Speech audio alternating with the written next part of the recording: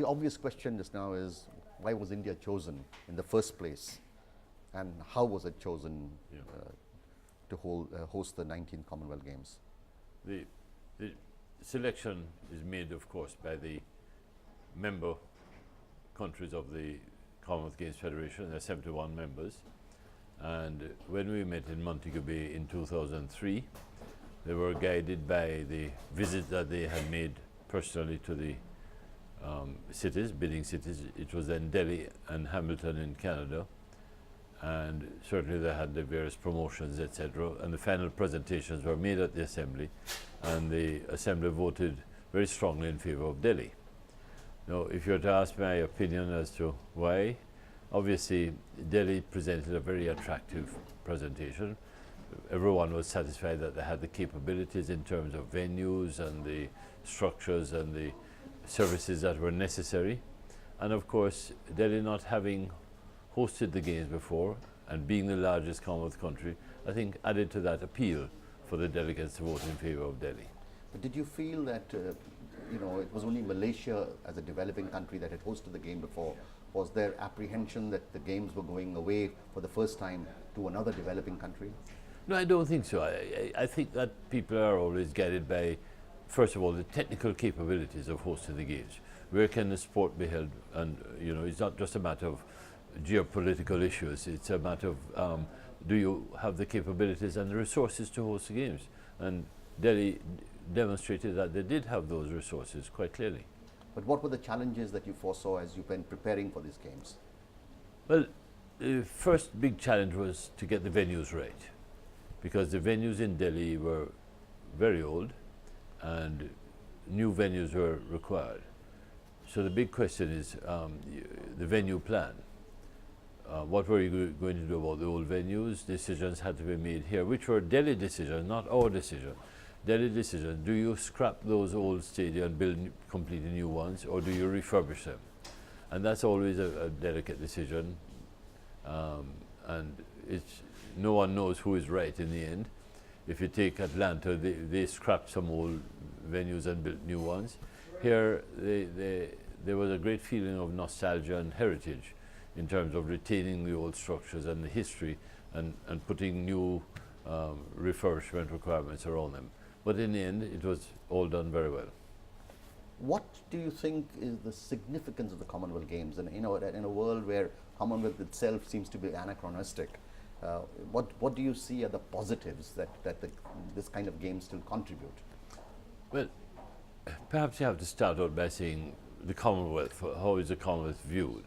And the Commonwealth, for those member countries, are very strong about the value of being a member of the Commonwealth and what it does in areas of trade and the arts and education and health and many other areas. And they work very strongly as a club that has a common background. They share common aspirations, and certainly they all speak English by and large, and it's a very comfortable environment in which to deal with these matters, as distinct from the broader United Nations with all the countries of the world with different languages, etc. So you have that, and we have the Commonwealth Games, of course, which is for sports bodies within the Commonwealth environment. The Commonwealth Games has always ranked below the biggie of the Olympic Games, and that will always be so, because the Olympic Games is the biggest event, not just for sport, the biggest event in the world. But we embrace all parts of the world. And unlike other games like the Asian Games or the Pan American Games, which are for continents, we embrace the whole world. And we operate in 6 different regions, and therefore we can boast the fact that we have athletes from a wide cross-section of the world coming to our games. The relevance, I think, is answered by the attention paid and the entries that we receive and the participation that we receive from a record number of athletes. Now, those athletes would not be coming here unless they consider it relevant. And I've been continuously asked, well, some of the big names are not here. But the events and games are not just for big names. Big names alone cannot run, cannot swim, cannot play tennis, table tennis or whatever by themselves. You have to have others. And new champions will always emerge. And what has your experience been of the Commonwealth Games? You've been watching, I'm sure, past many Commonwealth Games, and then you've come to Delhi now. Yeah. How do you see it from Well, your perspective? Let me say that I think that I'm happy with the fact that we have been able to retain that characteristic which is so important to the games when we call it the friendly games. The friendly games is what we call the Commonwealth Games, and uppermost in our minds is how can we provide a platform for high-level competition, for a very competitive environment, but still retain that value which is so important to all of us. Because living through life and relating to other people is all about making new friends, building relationships, and retaining friends. And I think that we have done this exceptionally well in Delhi. I suppose because of the very hospitable nature of the people. And the people are very welcoming to visitors here in Delhi. And that has helped to retain that value. And how would you rate the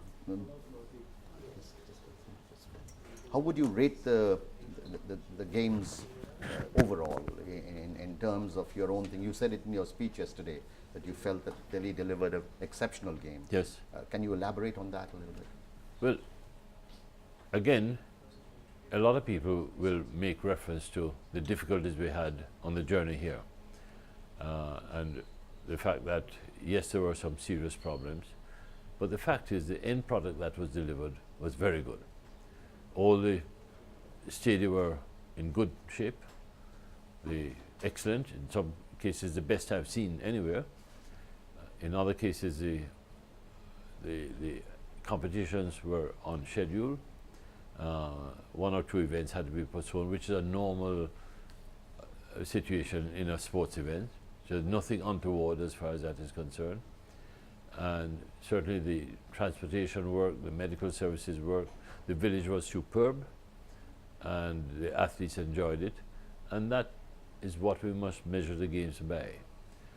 We still have to find out why certain things didn't go according to plan and why the journey was so difficult and how we can do it better for the future.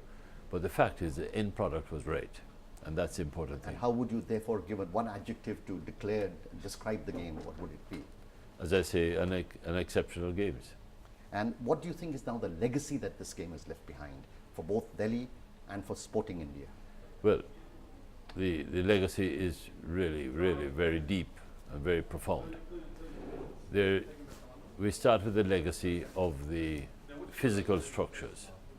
You have a lot of extremely good world-class venues, and that legacy now has to be used. It won't be a real legacy unless it's used, but it's there, and the challenge is for the Indian authorities and the Delhi authorities to say, how are we going to capitalize on the potential we have from these legacies? The city itself, over the time that I've been visiting here, I've seen an amazing transformation of the city. The roads, the flyovers, the metro service, the new airport and so on, all those things would probably have happened in due time. But they were forced in a way to happen earlier, and that the benefits to the citizens of Delhi will be there for them to enjoy. But as I said last night, the most important legacy is the experience and the development of the human capital. The people who have now gained new knowledge, new experience of how to participate and run these events. And it's not just those who are directly involved, the whole city, because the city responded. One of the remarkable features is how the traveling public accepted the fact of a special lane for the games. They didn't quarrel about it, they were patient, and they accommodated the games because I think they all wanted to play a part, and they played their part very well. And I'm talking about those people who were not directly or didn't even go to an event. Right. They all recognized the importance of this international event which was being held here. Now that legacy will be in the minds and the people of the country, as well as the image of Delhi, which was projected so beautifully and so positively through the broadcast, television broadcast, and also the recognition that Delhi has received through the Games. You know, it's an amazing fact that there was widespread publicity on the problems. And that is not all bad, because more people in the world were drawn to the Delhi situation and paid attention to the Delhi situation through that publicity. So it's not all bad. What is therefore your, kind of a image of India? You've been here for so many years now, visiting it so often. What are the aspects of this country that strike you as exceptional or different? India is, of course, a vast country. It's huge, population of 1.148 or 1.2 billion people. That's big, that's huge. I come from a country with 2.8 million, which could fit into a little corner of India. And therefore, this country is huge. The resources are vast, but you have a lot of people to take care of. And there's no hiding the fact that there's still a lot of poverty in India, but that poverty will not be solved by not doing things. It can only be solved by doing things. And what I've seen is an effort through not just the hosting of the Commonwealth Games, but other things with the growth of the economy to ensure that the lives of those people can be improved. It will take some time, but I see that as a very positive image of India doing what they do best in order to ensure a better life for all. And they're doing it in a democratic system. One may argue that this sometimes has presented challenges to get approvals, etc., but don't give it up. The democratic system is right, as distinct from other systems where perhaps you could do things quicker, but you wouldn't do it with the satisfaction that everybody is involved and has a role to play in arriving at the final decision. And what about the Indian people? What is something that's remarkable about them that struck you as you interacted with them? Well, again, I would say the Indian people are, earlier on I talked about their hospitality. To me, this is overwhelming. And when you have a lot of things to do for the Games, you get so many invitations and people want to be hosts for the people who are visiting, not just me alone, who had a very high profile position in the Games, but certainly all the visitors. And I don't think there's anybody leaving here that has not remarked on that extremely positive effect that it has had on them. As you're aware, they arrange visits to Agra for the visit that one of the wonders of the world. And unfortunately, I didn't get a chance to do that, but maybe sometime in the future. And they all spoke extremely highly of how it was organized and how people looked after them, looking after the visitors. Delhi is very dynamic, and one of the areas that expressed this very well was the young volunteers who assisted all over. There's some 22,000 of them assisting in a wide cross-section of services, and everybody came into contact with the volunteers and spoke highly of them. Their intelligence, their energy, their enthusiasm, and the way they were anxious to please the visitors. This came across very strongly. And what about the opening and the closing ceremonies? What was your take on those? Oh, there were remarkable spectacles. The opening ceremony, of course, hit and started Games well, hit a very high spot to start the Games, and that set the tone for the Games thereafter. And the closing ceremony last night was just a grand gala of music and entertainment, which was a good way to end the Games, a successful Games, with those festivities.